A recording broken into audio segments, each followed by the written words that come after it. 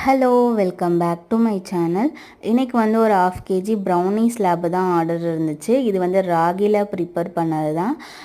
இந்த கேக் வந்து பர்த்டேக்காக ஆர்டர் பண்ணல, அந்த சென்ட் ஆஃப் பண்ணுறப்ப கட் பண்ணுவாங்க இல்லையா ஆஃபீஸ்லலாம், அதுக்காண்டி தான் ஆர்டர் பண்ணியிருந்தாங்க.